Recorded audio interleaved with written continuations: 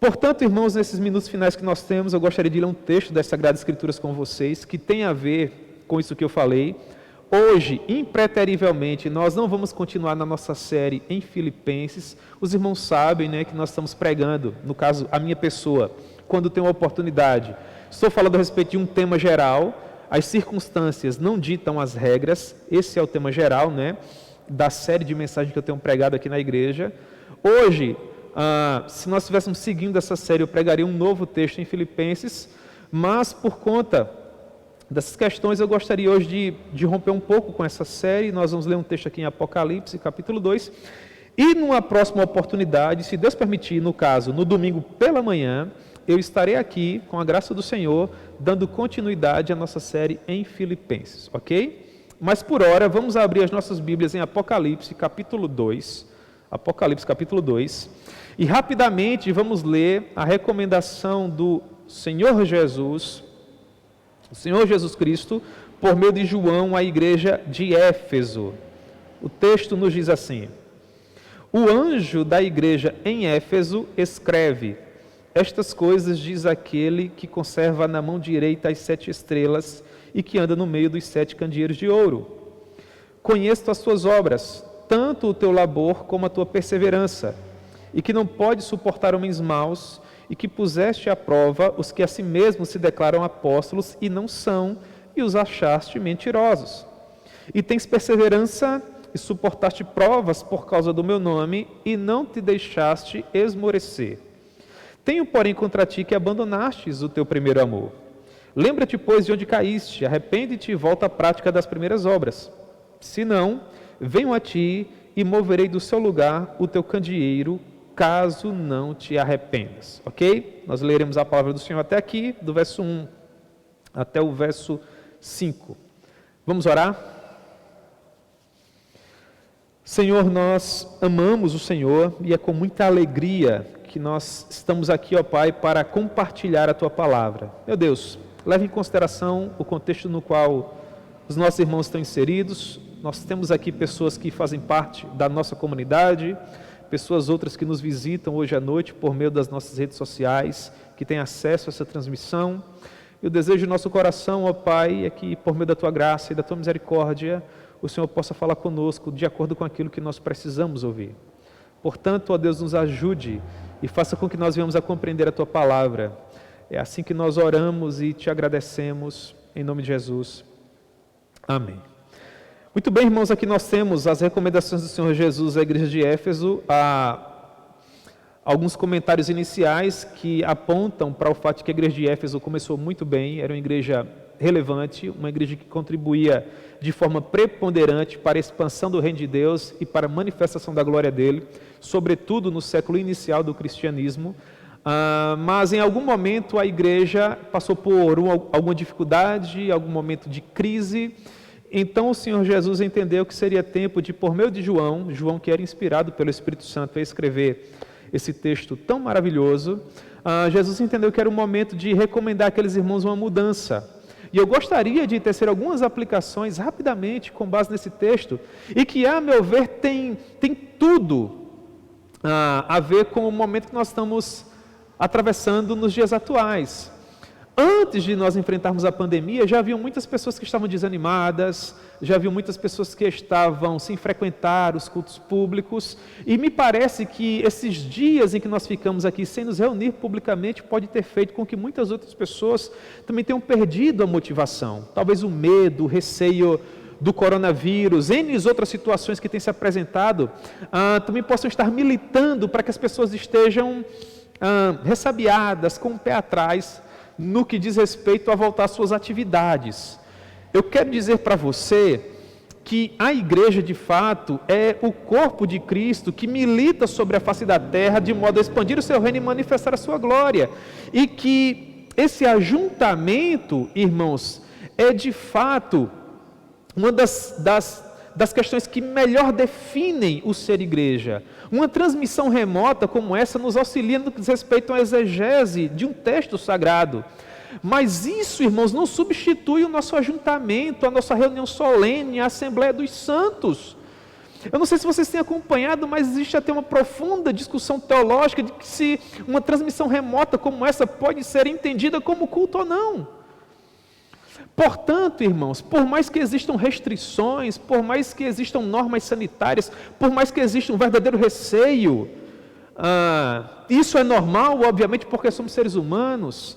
Eu entendo que os ajuntamentos solenes, que as nossas assembleias precisam voltar a acontecer, até porque pessoas estão precisando desesperadamente desse apoio espiritual, desse enlevo espiritual para demandarem alguns problemas da sua vida, para resolverem algumas demandas. E eu espero, irmãos, que Deus nos conceda esse momento de gozo, de alegria juntos.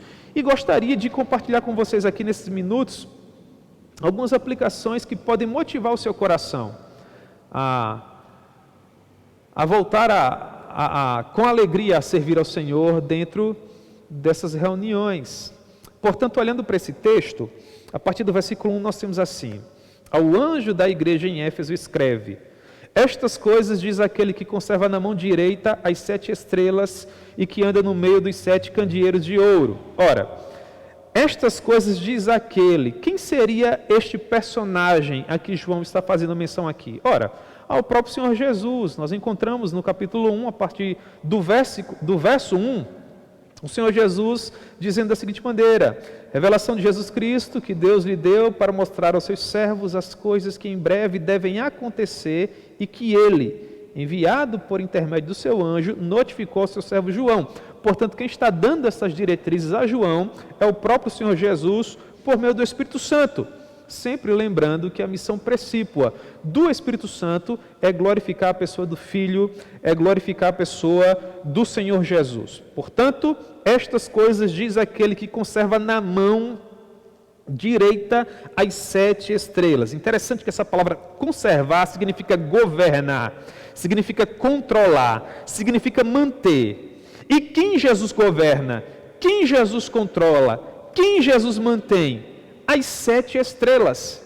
Uma mensagem simbólica de João aqui. Quem seriam, portanto, essas estrelas? No versículo 20 do capítulo 1, João nos diz assim, Apocalipse 1:20: quanto ao mistério das 7 estrelas que viste na mão direita e aos 7 candeeiros de ouro, as 7 estrelas são os anjos das 7 igrejas.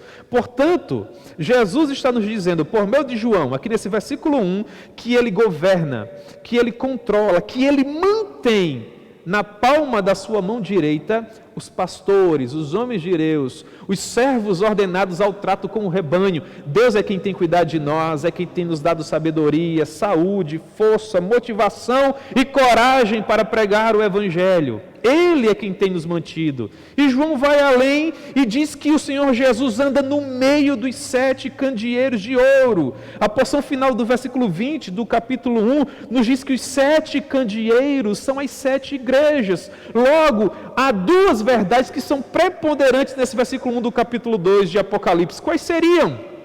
Deus é quem governa, mantém e controla os seus pastores. Os pastores são homens de Deus, porque a missão dos pastores repousa no centro da missão de Deus. E uma segunda informação é de que Jesus conhece a igreja melhor do que os pastores.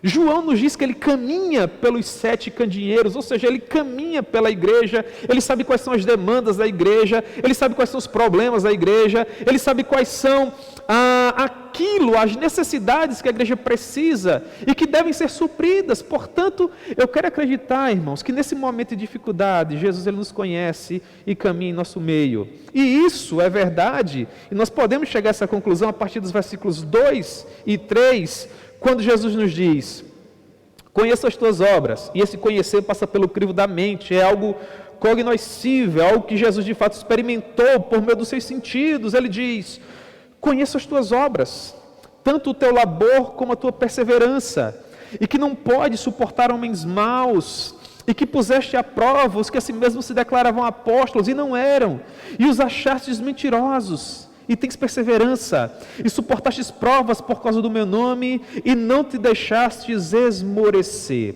Perceba como a igreja de Éfeso era uma igreja relevante. O Senhor Jesus conhecia as suas obras, essas obras têm a ver com aquilo que nos faz transpirar, ou seja, era uma igreja que colocava de fato a mão no arado. Jesus diz, eu conheço o teu labor, isso tem a ver com luta, isso tem a ver com embate, isso tem a ver com coragem, com intrepidez para pregar o Evangelho. Jesus diz, eu conheço a tua perseverança, isso tem a ver com resiliência, tem a ver com investidas que vinham em sentido contrário, mas a igreja de Éfeso resistia, a igreja de Éfeso combatia, lutava, não se deixava vencer pelos dilemas, pelos problemas, pelas dificuldades. A igreja de Éfeso também era uma igreja sadia do ponto de vista teológico. Haviam falsos apóstolos que queriam ocupar o púlpito, que queriam pregar, trazendo mensagens que não se coadunavam com o genuíno evangelho, mas a igreja de Éfeso desmascarou esses homens, os fez sair do púlpito, sair da zona de atuação da igreja, perseverou nessa luta contra esses homens, versículo 3, e suportou N provas por causa do nome do Senhor Jesus, nunca se deixando esmorecer. Portanto, se Jesus parasse a sua narrativa aqui, nós teríamos na igreja de Éfeso uma igreja que serviria como um exemplo prodigioso de como nós deveríamos nos comportar nos dias atuais. Jesus aqui rasgou elogios à igreja de Éfeso. Era de fato uma igreja portentosa. Contudo, alguma coisa aconteceu. Versículo 4. Tenho, porém, contra ti que abandonaste o teu primeiro amor. Você percebe que o ponto do Senhor aqui agora muda. Ele vem tecendo uma série de elogios a uma igreja engajada, uma igreja militante, uma igreja que caminhava em triunfo sobre a face da terra, mas que experimentou alguma mudança, e agora há uma ideia de adversidade na fala do Senhor, no texto de João, quando ele diz, tenho porém contra ti que abandonaste o teu primeiro amor. Essa palavra abandonar não tem raiz na palavra apostasia na língua portuguesa, mas tem raiz na palavra esmorecer, na palavra entristecer, na palavra desanimar. Portanto, o que foi que aconteceu com a igreja de Éfeso? A igreja de Éfeso em algum momento perdeu a motivação. A igreja de Éfeso em algum momento perdeu a paixão, irmãos. Não conseguia mais se encantar com o culto ao Senhor, não conseguia mais se encantar com seus ajuntamentos, não conseguia mais se encantar com aquilo que estava acontecendo no momento em que eles se reuniam para glorificar a Deus. E se isso acontece conosco, irmãos, nós podemos até manter uma placa denominacional, nós podemos até manter os nossos títulos honoríficos, um ainda vai ser pastor, o outro ainda vai ser evangelista, presbítero, diácono, obreiro, enfim. O exterior vai ser o mesmo, contudo a essência, que efetivamente importa, vai se perder, e isso é tudo que nós não queremos. Nós queremos conservar a nossa essência. Meu irmão, você anda desmotivado, você anda triste, você não se alegra com a notícia de que as coisas estão voltando ao normal, ainda que precariamente. Você não se alegra com a notícia de que a igreja vai voltar a se reunir para ter melhores condições de realizar a obra do Senhor sobre a face da terra. Meu irmão, se você não se anima com isso, alguma coisa está errada. Se você não se anima com o fato de que nós vamos poder voltar a propagar o nome de Deus em nossos locais de culto público, que nós vamos voltar a angariar forças em comunidade com os nossos irmãos, para ir por todo mundo pregando o evangelho a toda criatura, meu irmão, alguma coisa está errada com você. E talvez seja a mesma coisa que aconteceu com a igreja de Éfeso. E eu gostaria de sugerir 3 pontos de reflexão, para que você possa avaliar a sua própria vida. E eu também estarei fazendo uma avaliação da minha em especial.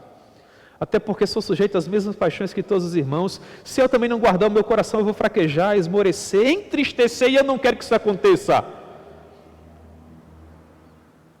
Porque no momento, irmãos, que nós não tivermos paixão no coração, nós não teremos mais condição de pregar o Evangelho. Até porque os pecadores e aqueles que necessitam da mensagem do Senhor precisam olhar para nós e perceber que nós acreditamos na mensagem que estamos pregando. Porque pregar o Evangelho, não se enganem, é sempre uma questão de vida ou morte. Nós precisamos ser os melhores nisso que estamos fazendo. Quais foram os conselhos do Senhor à igreja de Éfeso, para que ela voltasse a ter uma motivação ideal, para que ela voltasse a ter uma paixão ideal? Isso não significa que você em dado momento não vai se desmotivar. Nós somos seres humanos, desmotivação é normal, em algum momento vai acontecer, contudo ela não pode ser o mote das nossas vidas. Você não pode ser sempre desanimado, pelo contrário, você tem que lutar para ser sempre apaixonado pelo Senhor, motivado para servi-lo. Quais seriam os conselhos do Senhor? Versículo 5. Lembra-te, pois, de onde caíste, arrepende-te e volta à prática das primeiras obras. E se não, venho a ti e moverei do seu lugar o teu candeeiro, caso não te arrependas. Primeiro conselho, lembra-te de onde caístes. Essa palavra lembrar vem de um termo que na língua em que o Novo Testamento foi escrito aponta para trazer a memória. Seria a palavra anamnese, que nós percebemos muito na medicina. Quando você vai no consultório médico com alguma enfermidade, e você senta lá na cadeira do consultório, o médico olha para você e ele começa a te fazer algumas perguntas para tentar compreender que espécie de enfermidade você tem. Aquelas perguntas servem para que o médico possa atacar a raiz do problema. Se o médico atacar os efeitos do problema, você vai ter melhores condições de passar por aquela demanda, mas a doença vai permanecer lá, porque a raiz não está sendo atacada. A doença só está sendo ali atacada perifericamente. Então o médico quer saber qual a razão da patologia, para tratar a razão da patologia e curar definitivamente você. É o que o Senhor Jesus está sugerindo à igreja de Éfeso. Quando Jesus diz, lembra-te de onde caíste, ele está fazendo uma anamnese com a igreja. Ele está olhando para a igreja de Éfeso e dizendo assim, lembra em que momento você perdeu a paixão? Lembra em que momento você perdeu a alegria? Lembra em que momento você deixou de ser aquela pessoa feliz, aquela pessoa tão motivada e disposta para fazer a obra do Senhor? Você consegue lembrar desse momento? Se você conseguir lembrar desse momento, você pode atacar a raiz da tua dificuldade e se livrar de uma vez por todas dessa falta de ânimo para a glória de Deus. Quando isso acontecer, nós chegamos ao segundo ponto. Qual seria? Arrependa-se. E por que nós devemos nos arrepender? Ora, é muito simples. Faça a si mesmo uma pergunta. Nesse momento em que você se entristeceu, nesse momento em que você perdeu a motivação, nesse momento em que você perdeu a paixão, nesse momento em que você deixou de ser um crente vibrante, disposto a fazer a obra do Senhor, a pergunta é, foi Jesus quem causou isso a você?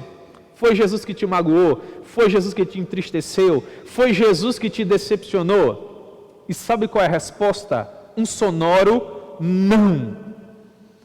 Portanto, se não foi Jesus que ocasionou o problema, por que você se entristeceu justamente com ele, que não tem culpa? E deixou de se envolver de uma maneira mais pungente, de uma maneira mais engajada na obra dele. Daí o conselho do próprio, arrependa-se. Ou seja, mude de direção e venha para o Senhor. Arrepender-se é mudar de caminho, é mudar de direção, é mudar de postura. Você se encontra desanimado, meu irmão, encontre alegria no Senhor. Libere o perdão, se for o caso, ou perdoe. Não sei que problema específico pode estar entristecendo você. Você está ansioso, você está com receio deste inimigo invisível com o qual nós temos lutado, meu irmão, lança toda a tua ansiedade sobre o Senhor. Faz aquilo que você tem que fazer, limpa bem as tuas mãos, cuidado para não colocar as mãos no rosto, usa a tua máscara, limpa bem a tua casa, tem cuidado com os teus e com ti mesmo, mas continua confiando no Senhor, porque se o Senhor não guardar a cidade, em vão vigiar a sentinela, meu irmão, você pode tomar um banho de álcool todos os dias, não colocar máscara apenas no nariz e na boca não, pode se cobrir como uma espécie de lençol em todo o teu corpo, mas se Deus, meu irmão, não te proteger, se Deus não for contigo para expurgar esse vírus da tua vida, tudo isso será um mero paliativo, meu irmão. Nós confiamos sim na medicina, nós sabemos os efeitos do álcool, do sabão, da máscara e de tudo mais, mas a nossa confiança deve sempre permanecer no Senhor. Arrependa-se. E em terceiro lugar, com esse terceiro ponto eu encerro a nossa reflexão hoje à noite. Ele diz, volte à prática das primeiras obras. O que será que João quis nos ensinar com isso? Você lembra de como você era no princípio da tua fé? Ou então até bem pouco tempo atrás? Aquela pessoa alegre, aquela pessoa vibrante, que até tinha problemas, que até se entristecia, que até se amargurava, mas que sempre encontrava alguma reserva para voltar, poder no Espírito Santo para voltar. É isso que João está dizendo, meu irmão, volte a ser quem você era. Há uma velha expressão pentecostal muito conhecida, né? Desemboca o vaso. Volta à prática das primeiras obras, meu irmão. Procura viver uma vida gloriosa na presença do Senhor. A tua vida é a tua vida, o teu ministério é o teu ministério.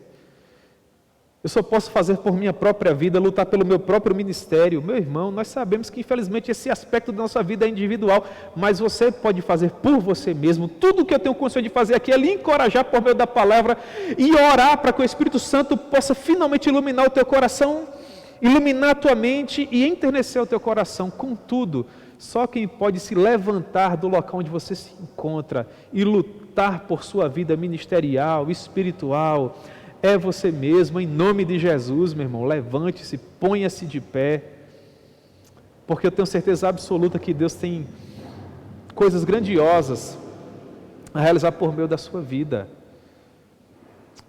Encontre o lugar da alegria, encontre o lugar da satisfação, encontre o lugar da felicidade em Deus e lute para que você permaneça nesse patamar para a glória do nome dEle. Eu gostaria de sugerir algumas coisas que podem te ajudar nesse sentido. É justamente o que eu faço quando eu estou passando por momentos assim. Restaure as práticas devocionais na sua vida. A oração, a leitura das Escrituras. Procure contemplar a glória de Deus em tudo aquilo que você vê. Encontre tempo para ler bons livros. Existem alguns livros que estão sempre ali na minha cabeceira. Nos momentos em que eu estou nos vales profundos, escuros, difíceis, meio que sem alegria de servir ao Senhor, eu recorro a esses livros. E esses livros eles servem como um tônico para a minha alma, servem como um bálsamo para o meu coração e me dão forças para que eu possa voltar à ativa, com alegria, com disposição, pregando o Evangelho com intrepidez. Entristecer-se, desmotivar-se, faz parte da natureza humana. Nós somos assim, infelizmente nós não agendamos esses sentimentos, mas eles vêm. Mas cabe a todos nós lutarmos para que o quanto antes eles possam nos deixar, para que a alegria do Senhor finalmente possa ser a nossa força e permanecer sendo a nossa força. Portanto, no nome de Jesus, você está desmotivado, está triste, está sem força de voltar à igreja, está preocupado, ressabiado, com receio de qualquer outra coisa, meu irmão, em primeiro lugar, lança toda a tua ansiedade sobre o Senhor, Ele haverá de cuidar de você. Ele vai ser o sentinela dessa tua cidade. Mas voltando para o ponto que eu estou argumentando aqui, lembre do que tem causado tudo isso no seu coração. Arrependa-se dessa postura, passe a acreditar de uma maneira mais forte no Senhor. E finalmente, em terceiro lugar, volte à prática das primeiras obras. Eu quero acreditar que se você seguir esses conselhos, você seguramente vai encontrar alegria e satisfação no Senhor para continuar fazendo a sua obra. Amém? Espero que, assim como esse texto falou, meu coração também possa ter falado ao seu.